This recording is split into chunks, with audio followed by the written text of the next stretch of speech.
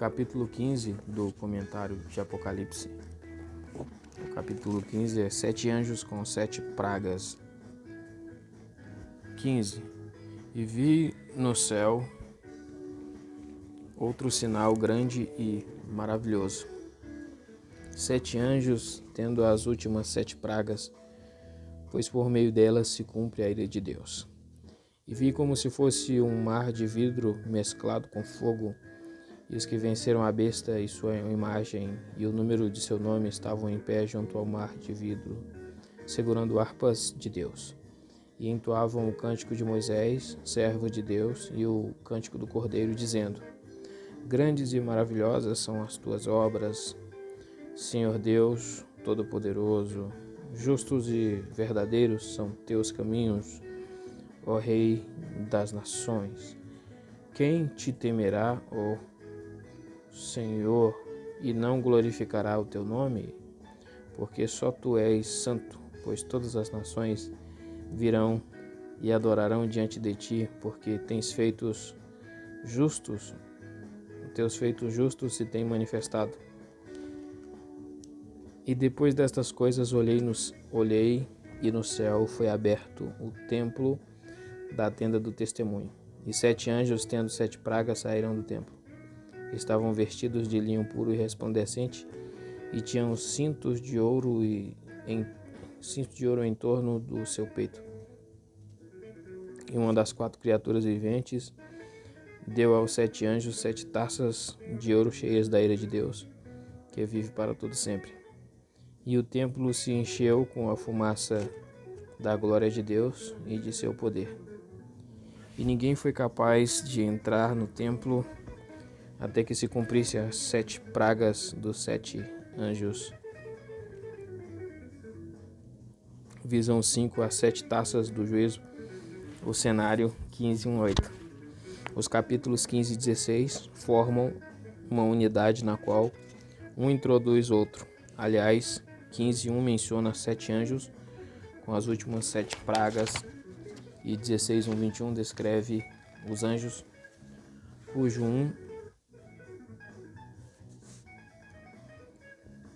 descreve os anjos, cada um derramando uma das 7 taças da ira de Deus sobre a terra.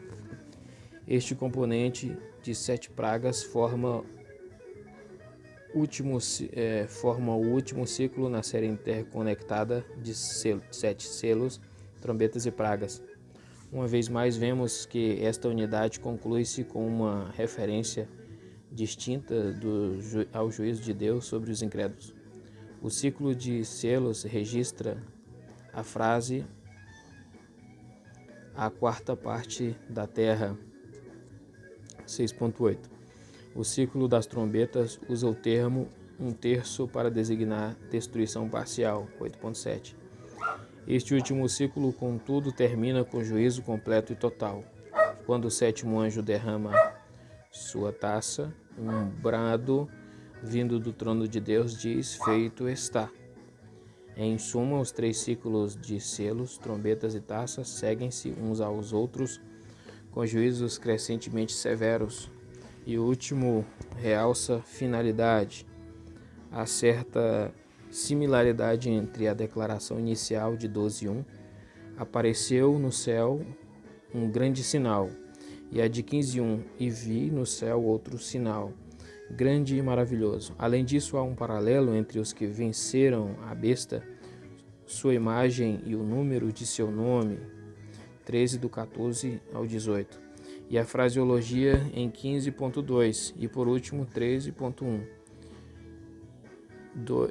2 e 4 menciona o dragão, e 13.11 a besta que emerge da terra, isso é, o falso profeta. Esses termos correspondem a 16:13, que especifica o dragão e o falso profeta. Nos primeiros 4 versículos do capítulo 15, João olha para o futuro e prediz o que acontecerá quando a rivalidade terminar. Ele fala da vitória concretizada por aqueles que venceram o poder e a influência da besta. E assim ele registra o cântico de Moisés e do Cordeiro. E nos 4 versículos seguintes, 15 do 5 ao 8, ele descreve o templo e os 7 anjos. Deste lugar e por meio destes anjos, as pragas se originam e se concretizam. Toda vez que João fala do juízo divino sobre o mundo incrédulo, ele tem um segmento nos santos vitoriosos. Por exemplo, depois dos 7 selos, no capítulo 6, ele descreve os santos no capítulo 7.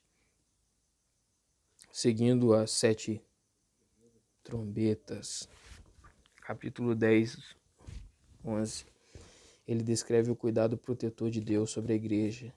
Capítulo 12, a descrição da multidão dos santos com o Cordeiro no Monte Sião.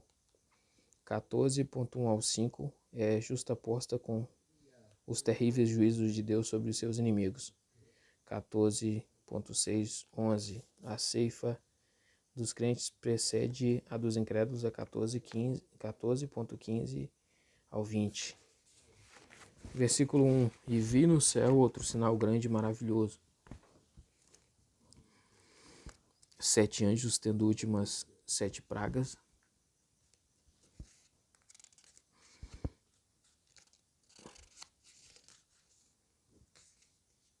Pois por meio delas se cumpre a ira de Deus. Letra A. E vi no céu outro sinal grande e maravilhoso.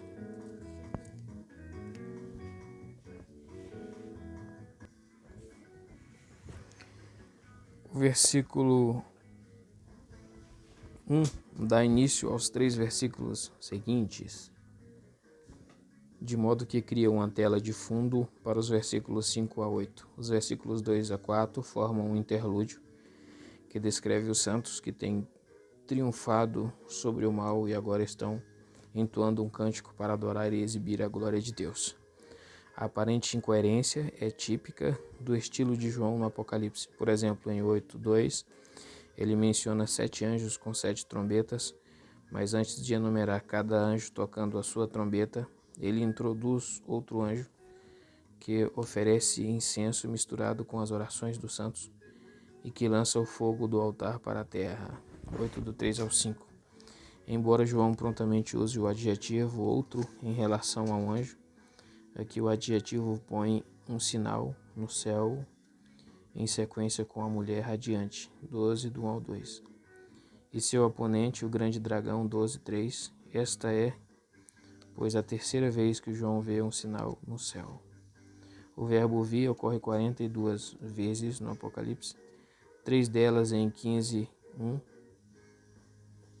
e 5 introduz novos segmentos. A primeira é uma afirmação preliminar sobre 7 anjos com 7 pragas. A segunda exibe o cântico de Moisés e do Cordeiro, entoado pelos santos vitoriosos. E a terceira revela o templo no céu e a glória de Deus. Não somos informados por que o sinal no céu é chamado grande e maravilhoso. Visto, porém, que esta frase ocorre mais uma vez no versículo 3a, onde descreve as obras de Deus, nossa convicção é de que João viu algo assustador. Ele viu finalmente de Deus derramar sua ira sobre a terra, empregando 7 anjos e 7 taças. Letra B. 7 anjos tendo 7 pragas. Para o João, este é um sinal de totalidade. O número 7 representa a completude, de modo que essas taças da ira representam o derramamento final e completo do furor de Deus sobre o mundo. São as últimas pragas no sentido de inevitabilidade e finalidade. Vê também 21.9. Letra C. Pois por meio delas a ira de Deus se cumpre. A ira de Deus é derramada por meio de sofrimento iminente, morte, rios de sangue, fogo, trevas, seca e destruição total.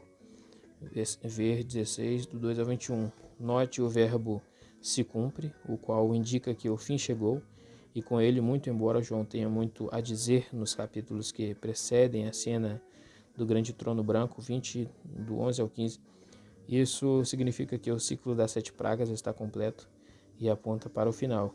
Nenhuma praga mais virá depois da série de pragas, mas então o Senhor mesmo virá para administrar o juízo final. 15 do 2 ao 4. 2. E vi como se fosse um mar de vidro mesclado com fogo, e os que venceram a besta e sua imagem e o número de seu nome estavam em pé junto ao mar de vidro, segurando harpas de Deus. Letra A. E vi como se fosse um mar de vidro mesclado com fogo. João uma vez mais observa o mar de vidro que viu quando registrou a cena da Câmara do Trono, 4.6. Novamente menciona os santos que já venceram o maligno, 12.11, que agora estão no céu em pé, próximo a esse mar de vidro. O mar de vidro simboliza perspicuidade e transparência, de modo que todos são capazes de observar a justiça e a integridade de Deus. E assim os santos no céu veem a sabedoria e a ação de Deus. São os vencedores que resistiram de seguir a besta, recusaram-se a adorar sua imagem e rejeitaram o número de seu nome.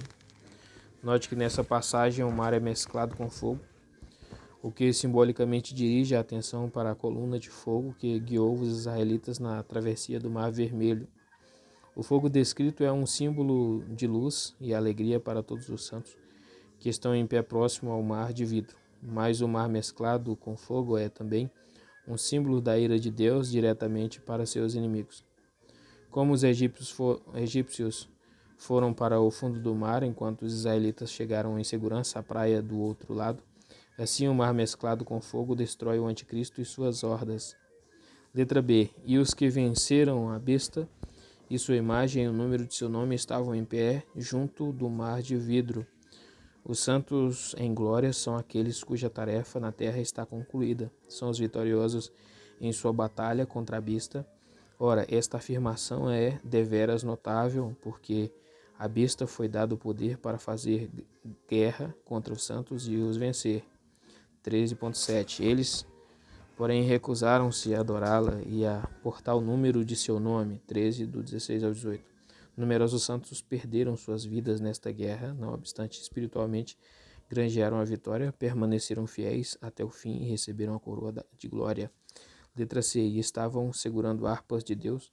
Ambos os testamentos fazem referência à harpa de lira, 2 Crônicas 29 e 25. Todos os 24 anciãos que cercavam o trono de Deus têm harpas para entoar os louvores de Deus. Portanto, a frase harpas de Deus comunica o significado harpas para serem tangidas para Deus. Os santos recebem harpas celestiais, por cuja instrumentalidade são capazes de entoar cânticos de vitória, pois Deus mesmo capacitou os santos para o triunfo sobre o maligno, e assim prorrompem em cântico. Perto do mar celestial, santos em glória estão. Seu número eram miríades, vindos de toda parte da terra, vestidos de roupas brancas, lavadas no sangue de Jesus, agora reinam no céu com o Cordeiro de Deus. William Cuypers. Versículo 3a. E entoaram o cântico de Moisés, servo de Deus, e cântico do Cordeiro, dizendo. Há pelo menos duas citações que vêm a lume neste texto. Primeiro, este é o cântico de Moisés, o mesmo que foi ensinado aos israelitas às margens do Mar Vermelho. Incidentemente, o outro cântico de Moisés é chamado o Grande Cântico, Deuteronômio 32. Segundo, há dois cânticos diferentes, um de Moisés e outro do Cordeiro. Primeiro, as palavras neste cântico pouco têm em comum com ambos os cânticos de Moisés, Êxodos 15 e Deuteronômio 32. Há alusões ao Pentateuco, Êxodos 34 e Deuteronômio 32, o Saltério, Salmos 86, 9, os profetas Isaías 2:2, Jeremias 10:7, Amós 3:13 e Malaquias 1:11. Não há referências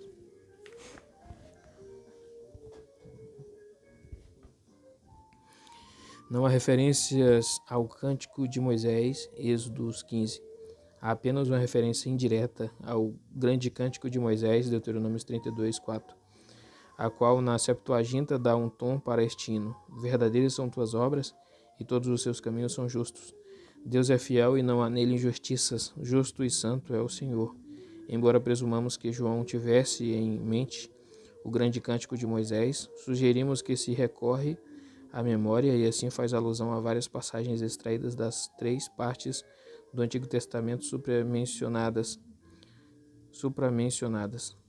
Os judeus cantavam o cântico de Moisés, Êxodo 15, ao sábado na sinagoga, e não é remota a possibilidade de que os primeiros cristãos cantassem o hino registrado por João em sua própria liturgia cultica.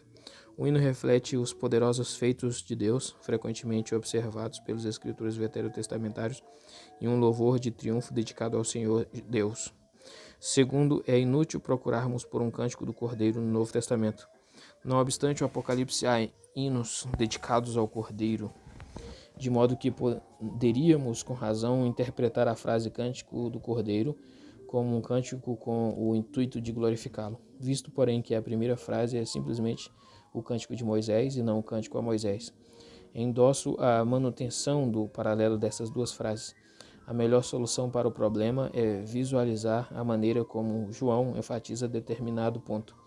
Quando acentua um conceito, ele faz uso de repetição mesmo quando a fraseologia seja levemente diferente.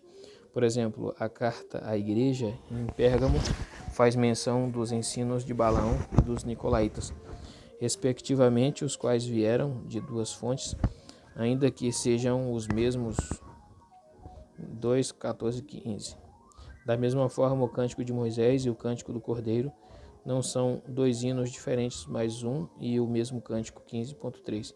É o Cordeiro que está operando através de Moisés, servo de Deus.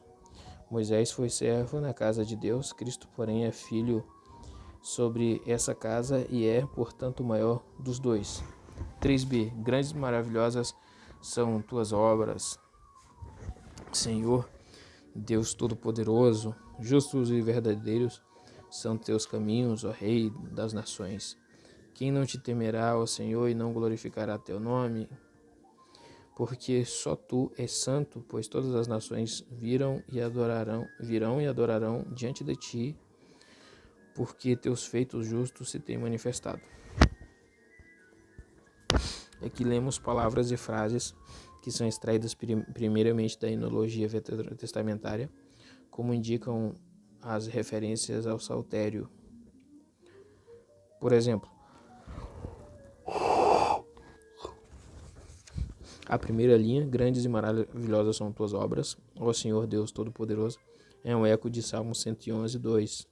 Grandes são as obras do Senhor, e no Salmo 139, tuas obras são maravilhosas. E a frase Senhor Deus Todo-Poderoso aparece em Amós 3, 13 e 4, 13. Emerge também de outros lugares, outros tantos lugares do Apocalipse 4, 8, etc. A segunda linha, justos e verdadeiros são teus caminhos, ó Rei das nações, é proveniente do Salmo 145.17. O Senhor é justo em todos os seus caminhos, Deuteronômio 32, 4. Também faz alusão a ela, e todos os seus caminhos são justos. A designação, Rei das Nações, provém de Jeremias 10, 7. A linha seguinte é uma pergunta retórica que exalta o Senhor Deus. Quem não temerá ao Senhor e não glorificará o teu nome? Ela é um eco da fraseologia de Jeremias 10, 7. Quem não te reverenciará?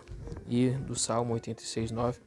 Todas as nações trarão glória ao teu nome. E a última linha, porque só tu és santo, pois todas as nações virão e adorarão diante de ti, porque teus feitos justos se têm manifestado. Reflete as palavras de Salmo 86, 10. Só tu és Deus. O termo santo no contexto de só tu és santo aparece aqui e em nenhum outro lugar para o uso de o santo. Ver Apocalipse 16, 5, e o resto da linha reflete a mensagem do Salmo 86, 9. Todas as nações que fizeste virão e adorarão diante de ti, ó Senhor, trarão glória a teu nome. Jeremias 16, 4. Expressam um pensamento semelhante, ó Senhor, as nações virão a ti dos confins da terra.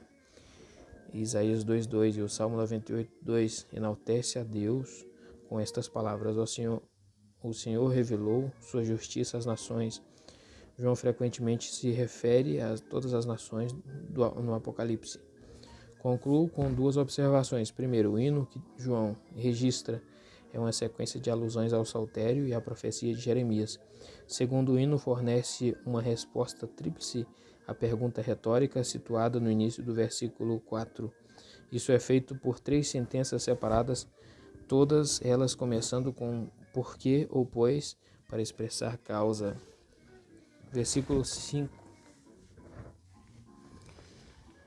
E depois destas coisas olhei, e no céu foi aberto o templo da tenda do testemunho.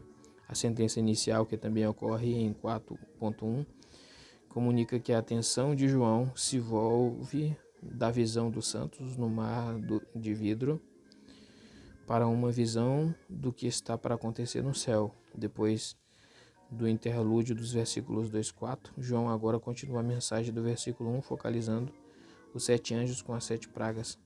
A cena acontece no céu, onde João vê o templo aberto, o que lhe dá uma visão do Santo dos Santos. Quando Jesus morreu na cruz do Calvário, a cortina que separa o lugar santo do santuário interior rompeu-se de alto a baixo. Deus fez com que ele se rasgasse para indicar que o sacrifício de Jesus pagou pelos pecados de seu povo. Nenhuma substituição de sangue de animal se fazia mais necessária para aspergir a arca da aliança. Por isso é que o interior do santuário estava aberto à vista de todos os que entravam no templo. O termo templo na frase o templo da tenda do testemunho significa o santuário interior do próprio tabernáculo. Nos escritos de Moisés, o tabernáculo e a tenda do testemunho são uma e a mesma estrutura. João chama essa estrutura a tenda do testemunho e não a tenda de reunião. A expressão testemunho se refere à arca da aliança que estava colocada no Santo dos Santos. A arca continha as 2 tábuas de pedra nas quais foram gravados os 10 mandamentos, Apocalipse 11, 19.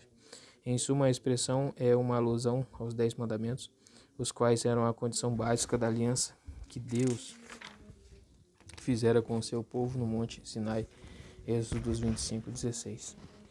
Essas 2 lâminas de pedra eram chamadas os 2 tabletes do testemunho, Êxodo 31:18. Os 10 mandamentos são um testemunho das transgressões do povo que provocariam o juízo e condenação de Deus. Da própria presença de Deus e do testemunho dessas leis divinas é que flui o juízo. Ao exercer juízo, Deus executa justiça e retidão com base em sua lei, e em consequência 7 anjos são autorizados a derramar as 7 pragas sobre os seguidores do anticristo. Versículo 6. E 7 anjos, tendo as 7 pragas, saíram do templo, estavam vestidos de linho puro e resplandecente e tinham cintos de ouro em torno de seu peito. Uma vez mais, a fraseologia desta passagem está estritamente associada ao versículo 1, o qual fala de anjos, pragas e da ira de Deus. As 7 pragas são um retrospecto de Levítico 26 e 21, onde Deus diz: se continuarem se opondo a mim e recusarem ouvir-me, eu os castigarei 7 vezes mais, conforme seus pecados. Não obstante, a ênfase está mais nos 7 anjos do que nas 7 pragas. Neste capítulo, João descreve os anjos, e no capítulo seguinte, capítulo 16, ele especifica com daqueles a força e a extensão das pragas. Primeiro, os anjos saem da presença de Deus, isto é, deixam o interior do santuário. Segundo, receberam autoridade para o desempenho de 7 pragas sobre as pessoas que rejeitam a Deus. Sobre eles também pesa a responsabilidade de instruir João sobre o castigo da grande prostituta com seus seguidores, de um lado, e a identificação da Nova Jerusalém com a esposa do Cordeiro, do outro. Terceiro, as vestes dos anjos são feitas de linho puro e radiante, e que representa a santidade, e os cintos de ouro em torno de seu peito simbolizam dignidade, autoridade e proeminência, porque Deus incumbiu esses 7 anjos de uma tarefa especial. Assemelham-se ao Filho do Homem, que também apareceu com uma cinta de ouro em torno do seu peito. 1:13, comparar com Daniel 10:5. E por último, os cintos de ouro apontam simbolicamente para reis e as vestes de linho para sacerdotes do Israel antigo. George Eldon Led, porém, corretamente observa: não há razão para imaginar-se que os cintos de ouro surgiram funções sacerdotais. Versículo 7. E uma das 4 criaturas viventes deu aos 7 anjos 7 taças de ouro cheias da ira de Deus que vive para todo sempre. As 4 criaturas viventes receberam papéis especiais no desenvolvimento progressivo do Apocalipse.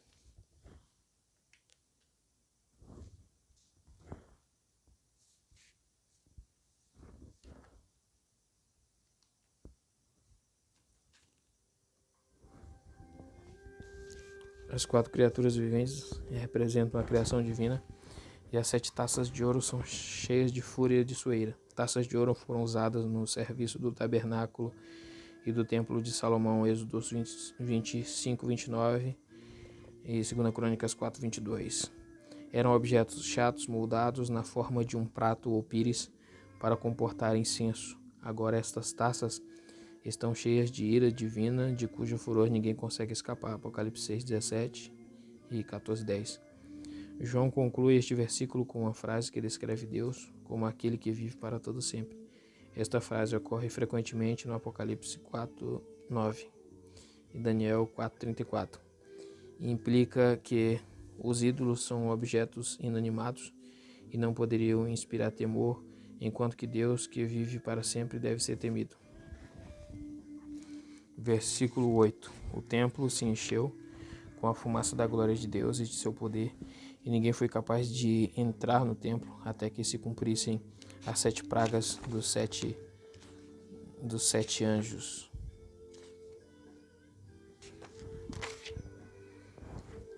Com a frase encheu com fumaça da glória de Deus, João traça um paralelo com o versículo anterior, cheias da ira de Deus. A fumaça que emana da glória de Deus e de seu poder permeia o interior do santuário. A cena é uma lembrança de Deus enchendo o tabernáculo com a nuvem de sua glória, Êxodo 40:34, como também aconteceu quando Salomão dedicou o templo, 1 Reis 8:10, 2 Crônicas 5:13. Nos dias da morte do rei Uzias, Isaías viu o Senhor assentado em seu trono celestial e o templo se encheu de fumaça. Isaías 6:4, comparar com Ezequiel 43:5 e Números 12:5. A veemência da ira é tão intensa que nenhuma criatura pode ter acesso à sua presença. Passou o tempo de oferecer orações e petições por misericórdia, pois a hora do juízo chegou. Ninguém pode ter acesso ao interior do santuário até que as taças da ira tenham sido derramadas e a destruição dos ímpios tenha se completado. Pois a misericórdia de Deus é esquecida, sua compaixão é subtraída e sua paciência suspensa. Aqui então termina o capítulo 15.